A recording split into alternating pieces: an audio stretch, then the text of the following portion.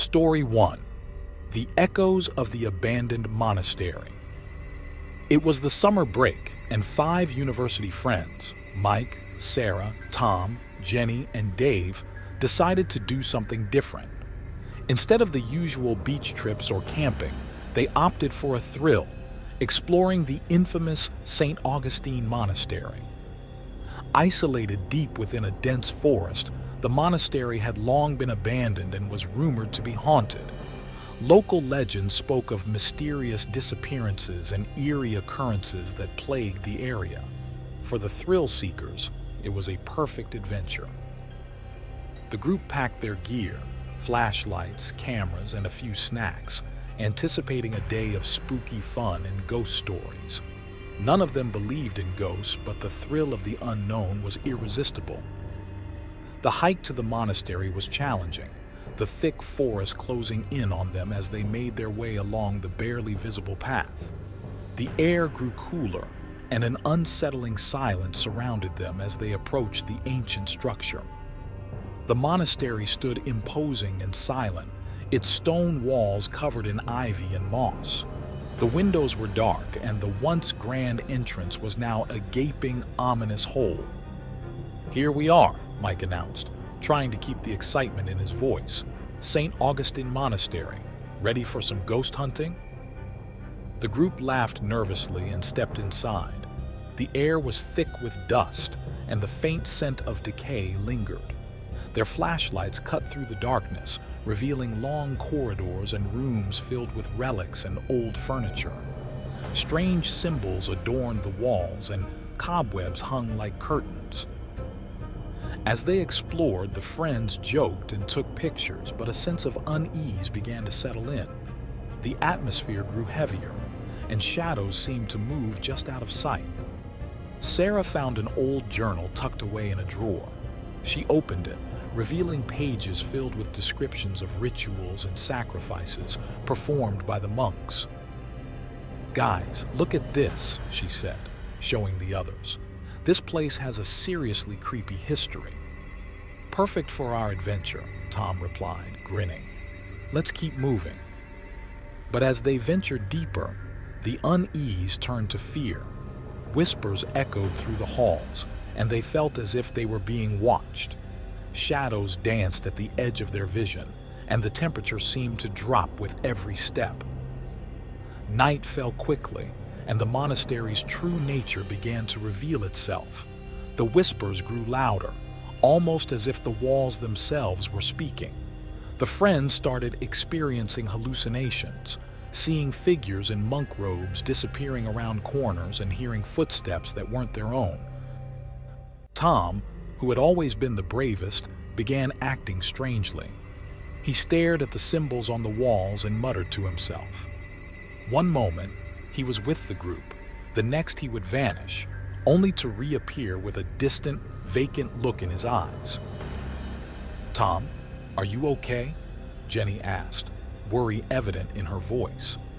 "I'm fine," he replied, but his voice was hollow, almost as if it wasn't him speaking. As they continued, they stumbled upon a hidden chamber, a place that seemed untouched by time. In the center stood a ritualistic altar surrounded by ancient artifacts. The journal in Sarah's hand trembled as she read aloud the final entries. The monks had summoned malevolent spirits to protect a hidden relic, a relic they believed held great power. The realization hit them hard. The spirits weren't just haunting the monastery. They were guarding it, and they were not friendly. "We need to get out of here," Mike said, panic rising in his voice. "This place is cursed." But the monastery had other plans. The walls seemed to shift, turning the corridors into a labyrinth. Their flashlights flickered, and the whispers turned into screams. Tom, now fully possessed, attacked the group, his eyes glowing with an unnatural light. The friends fought him off, but he was stronger than they remembered. Sarah and Jenny managed to lock him in a room, but they knew it was only a temporary solution.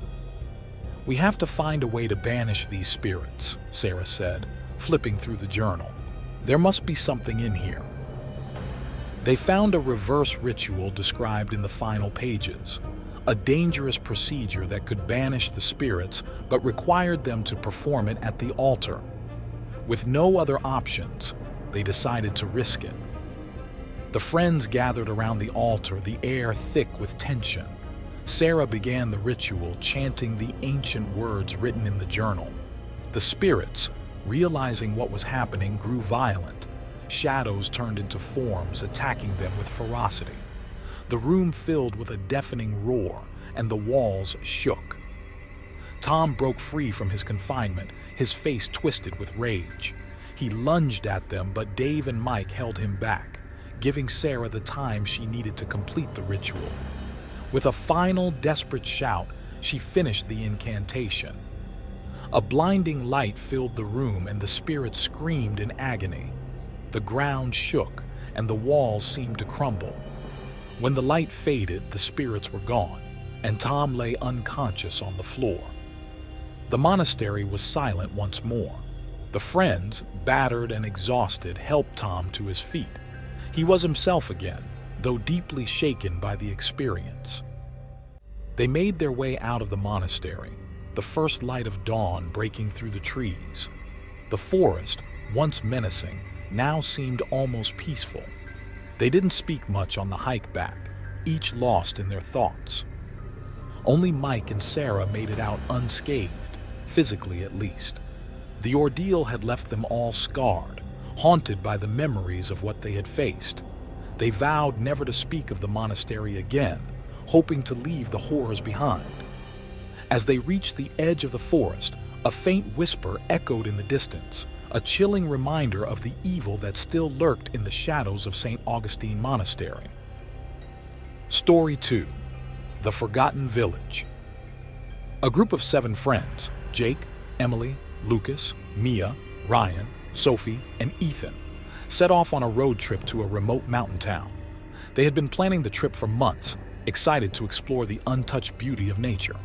On their way, they took a detour following a poorly marked path that promised to be a shortcut. As they drove deeper into the woods, the path grew narrower, and the trees seemed to close in around them. The GPS lost signal, and an unsettling silence enveloped the car.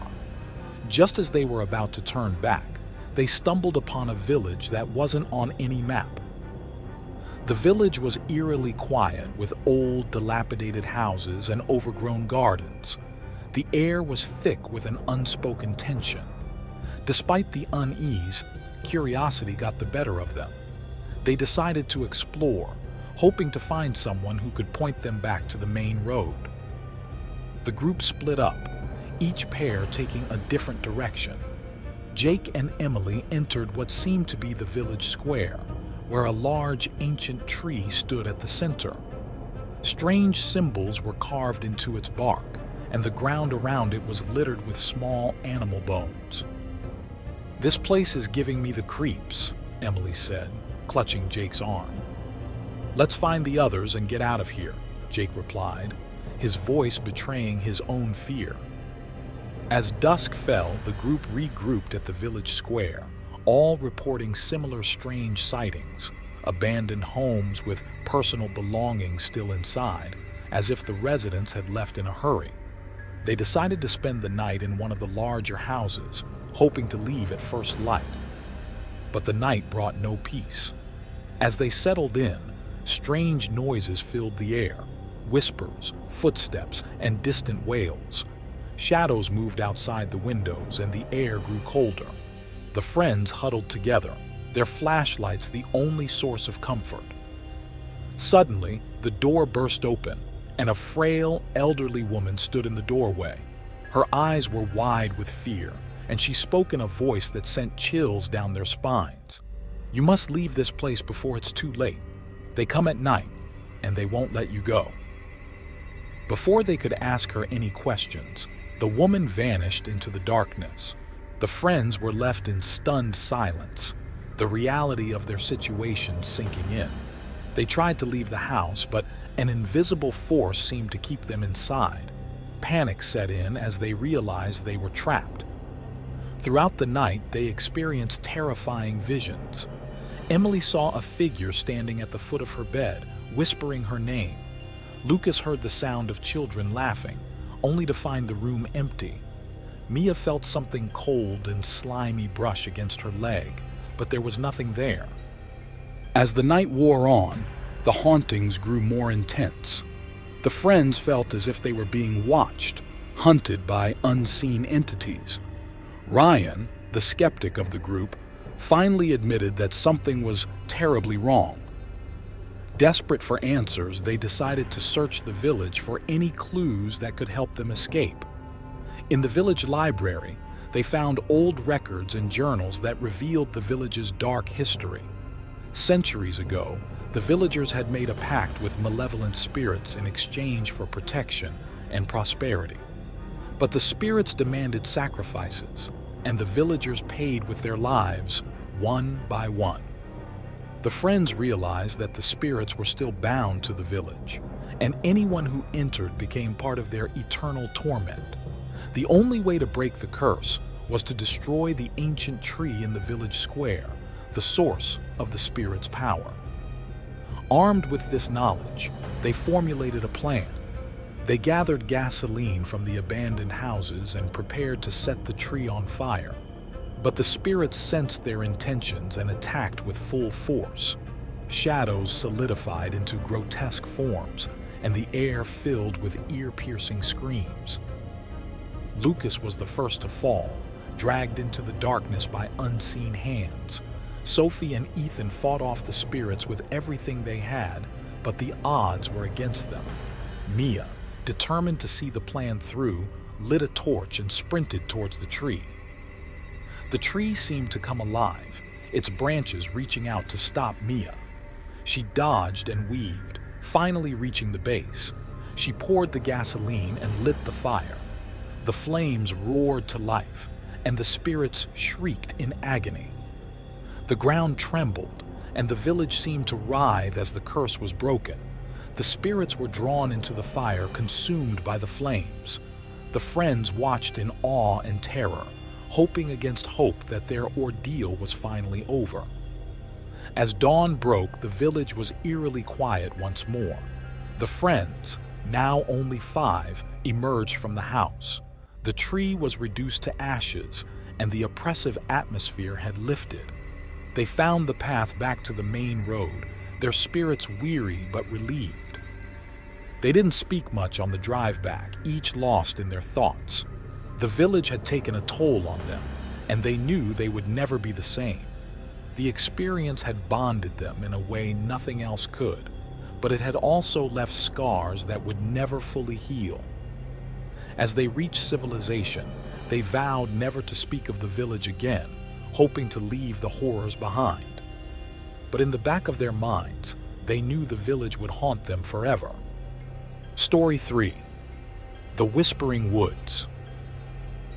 John and Lisa, along with their teenage children Emma and Max, were excited about their move to the countryside.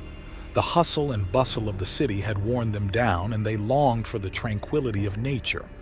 They found the perfect house near a dense forest called Whispering Woods, named for the peculiar sounds locals claimed it made at night. Despite warnings from their new neighbors about strange occurrences and disappearances linked to the forest, the family dismissed them as local superstitions.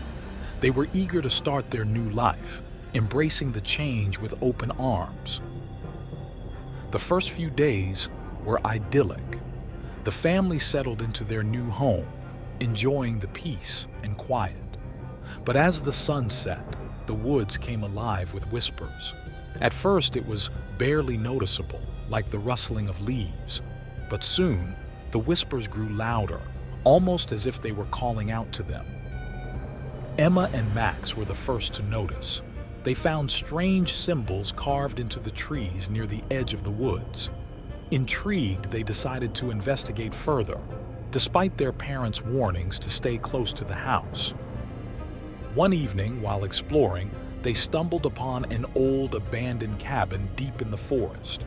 Inside, they found cryptic carvings and strange artifacts, including a worn-out diary that seemed to be written by a previous resident. Back at the house, Emma and Max showed the diary to their parents. Lisa began reading it aloud. The entries were filled with descriptions of rituals and sacrifices, hinting at a dark history. The previous resident spoke of malevolent spirits that haunted the woods, luring people in and trapping their souls. "This is just someone's idea of a joke," John said, trying to ease the tension. But the unease was palpable. That night, Emma began to hear her name whispered in the darkness. Shadows moved just out of sight, and she felt a constant chill, as if someone was watching her. Max experienced similar occurrences, but he brushed them off, trying to stay brave. As days passed, Emma's behavior changed. She became withdrawn, her eyes hollow and distant. Lisa grew increasingly worried and decided to seek help from a local historian, hoping to find more about the forest's history. The historian, an elderly man named Mr. Whitaker, listened intently as Lisa recounted their experiences. He revealed that the forest had a dark past, dating back centuries. It was a place of ancient rituals where spirits were summoned and bound to protect a powerful relic hidden in the woods. The spirits were vengeful and sought to trap anyone who ventured too close. Mr. Whitaker explained that the only way to save Emma was to perform a counter-ritual at the heart of the forest, where the spirit's power was strongest.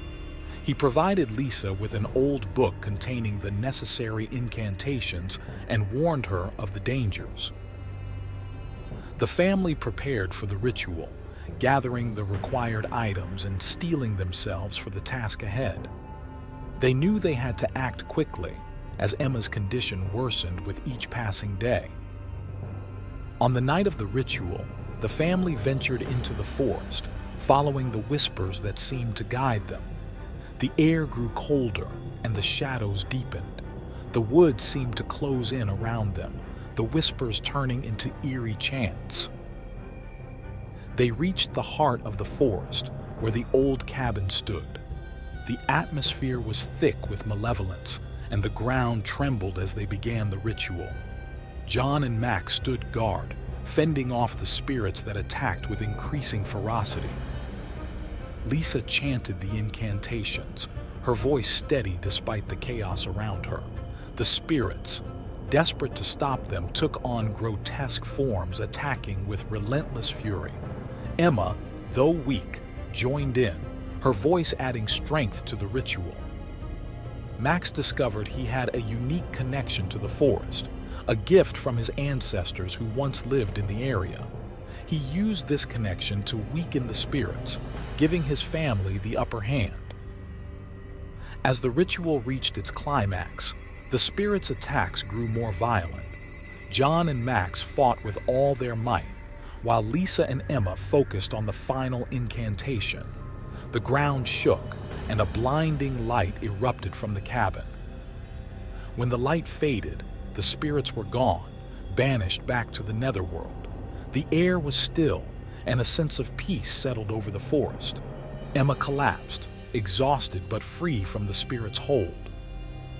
The family, battered and bruised, made their way back home. The whispers had ceased, and the forest seemed almost serene. They knew they had faced something beyond their understanding, but their bond had grown stronger through the ordeal. John and Lisa decided to stay in the house, determined not to let fear drive them away. They planted a garden near the edge of the woods, a symbol of their victory over the darkness. Emma and Max resumed their lives, though they never forgot the horrors they had faced. The whispers never returned, and the forest, once a place of terror, became a place of healing. The family lived on, forever changed by their experience, but stronger for it. And so, the Whispering Woods remained silent, its dark history buried in the past, a testament to the power of courage and the strength of family.